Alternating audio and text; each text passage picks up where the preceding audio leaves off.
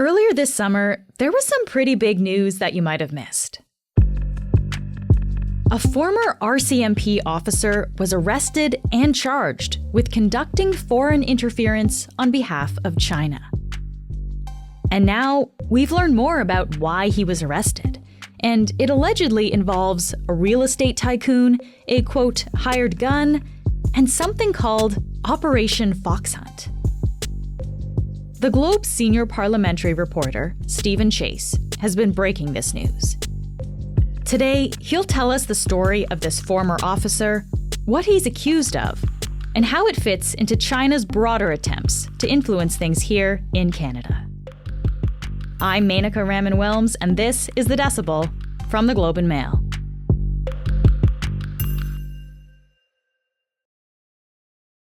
Steve, thanks so much for being here today. Oh, glad to be here. I want to start with this arrest that happened earlier in the summer. Can you just start by telling me, what happened there? Sure, yeah. In late July, we received word from the RCMP that they had arrested a former RCMP officer, William Miker, or Bill Miker as he's called, and that he'd been charged in a case of foreign interference. And do we know exactly what he was charged with there? Yes, he is accused of helping the Chinese government identify and intimidate a target, a person on Canadian soil. So Mr. Miker is charged with 2 counts under the Security of Information Act. That's the modern name for what we once called the Official Secrets Act. He's charged under Section 22 and Section 23, and they are consecutively preparatory acts for the benefit of foreign entity and conspiracy. So he's being charged with trying to obtain intelligence or information on behalf of the People's Republic of China. Okay, so that's what the RCMP said in July when this was happening. It seems like a big deal. I mean, does this happen often, Steve, that a former RCMP officer is charged with something like this? No, it's extraordinary. Foreign interference charges are rare, if almost non-existent in Canada. And it's also extraordinary to see a former member of the force roped into a case like this. Yeah. Okay, so who is this guy? William Miker, Bill Miker, as you said. What do we actually know about him?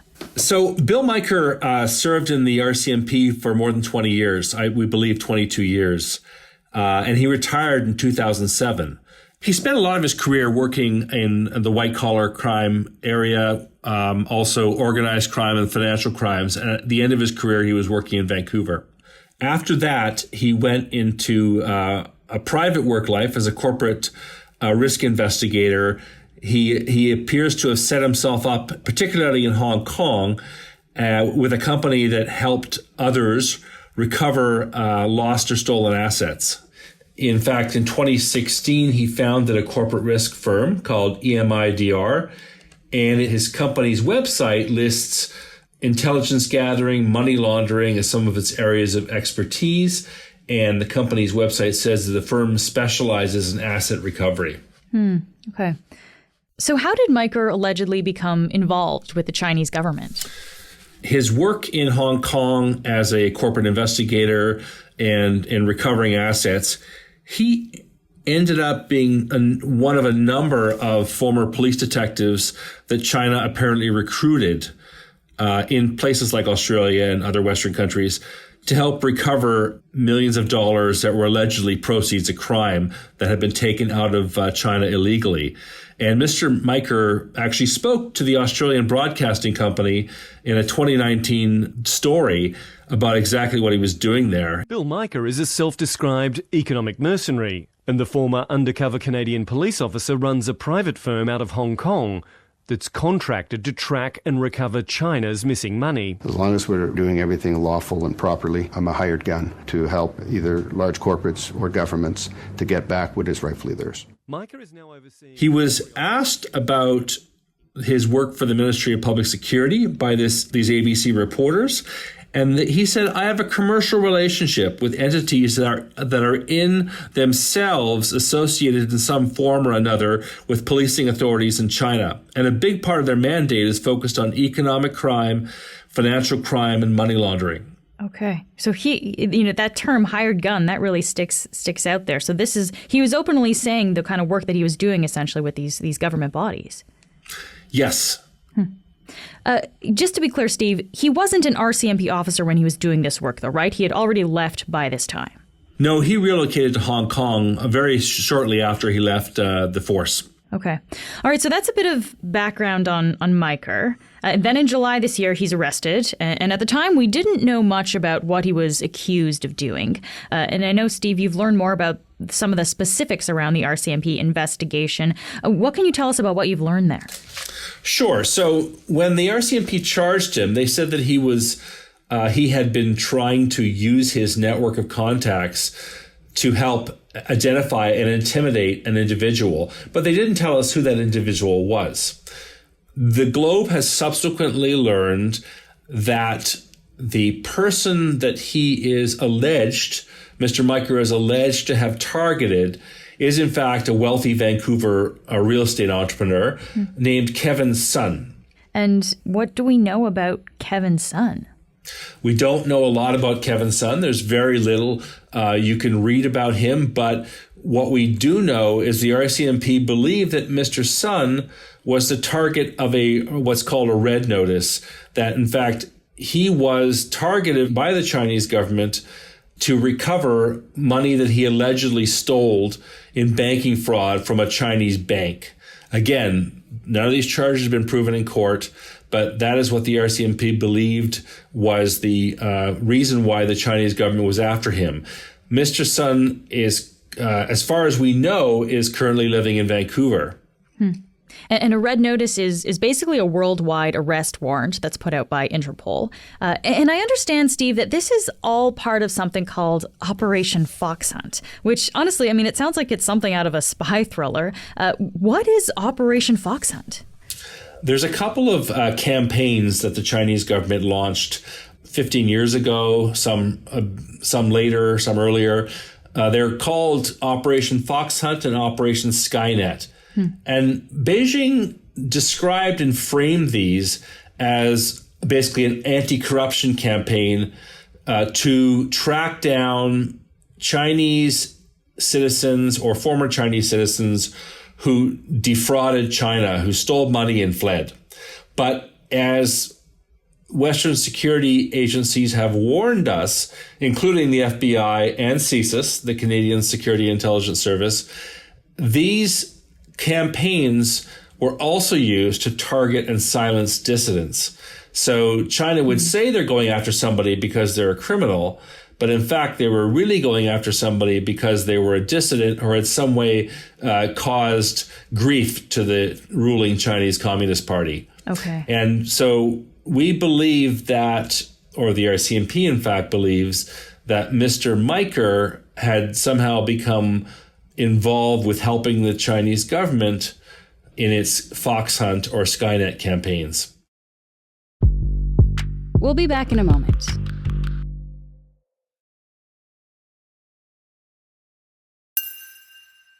Okay, so it sounds like the Chinese government, through this Operation Fox Hunt, was targeting Kevin Sun. Can you give us any more information about William Miker's role in all of that? According to the RCMP information provided to the Globe, Mr. Miker sent an email to a colleague in which he talked about his intention to get Mr. Sun to cooperate with China, saying he could, quote, guarantee him his Chinese passport back and no jail time. And he mentioned in the course of these conversations that the RCMP has kept track of, that Beijing was about to obtain a red notice against Mr. Sun, and that he could use the global arrest warrant to impress upon Mr. Sun that we hold the keys to his future. Wow. So the RCMP, again, believes that this was Mr. Miker working on behalf of China to convince Mr. Sun to sort of cut a deal or come in from the cold. And the RCMP also has information that they cite coming from an RCMP officer at the Canadian Embassy in Beijing, later reporting that the Ministry of Public Security in China canceled the reg notice after negotiations with Mr. Sun and provided him with a new passport. So in presenting its case for these charges, the RCMP believed that China's settlement with Mr. Sun matches the intended actions of Mr. Meiker. Okay, interesting. You've also learned, though, that the RCMP thinks Meiker may have targeted other people as well. What do we know about that?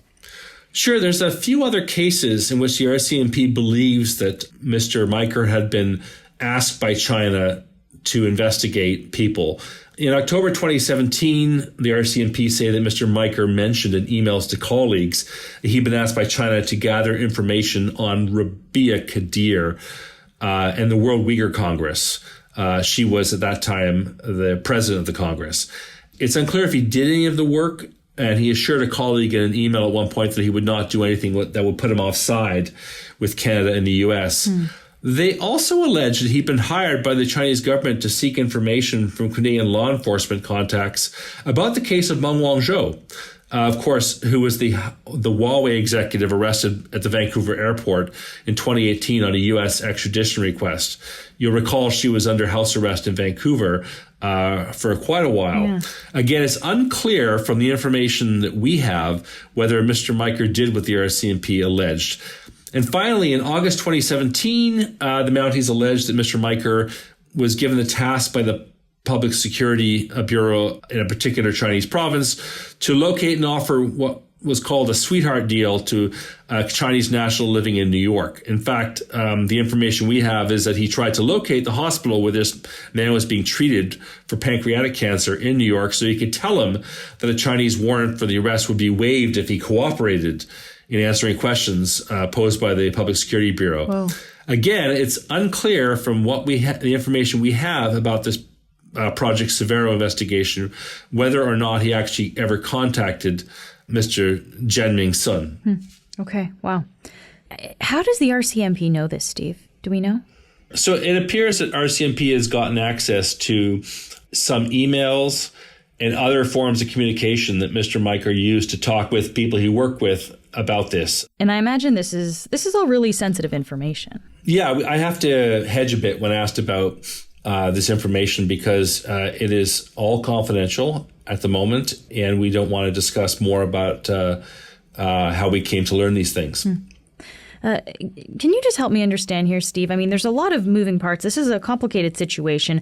What exactly did William Meiker do that was illegal? According to the RCMP, what did he do here that was wrong?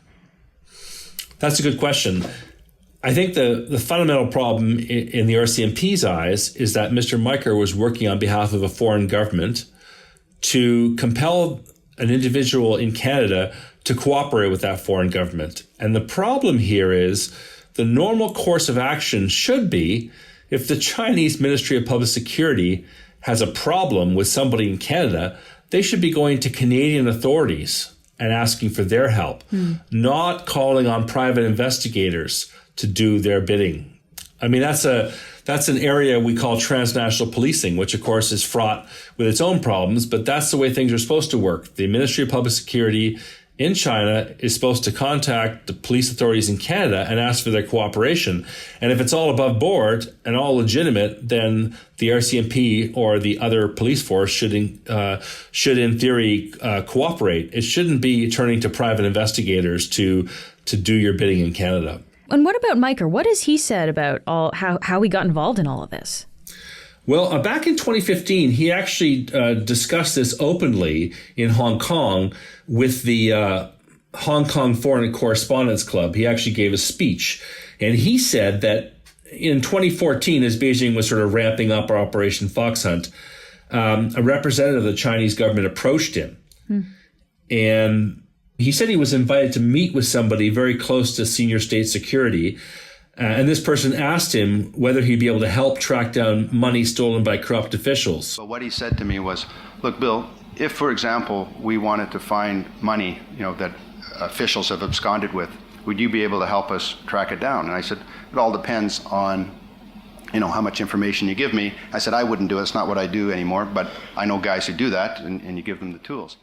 According to Mr. Meiker, as he explained to the Hong Kong Correspondents Club, They said, Bill, you have informal relationships with police and intelligence services that will allow us to save a lot of time. And they, like I said, they reached out to me a year ago about, what ability I could to assist them, and nothing's come of it, of course, but the will and the desire is going to be there to go after people, and I think they're going to hold. So what has Miker said about the allegations against him now?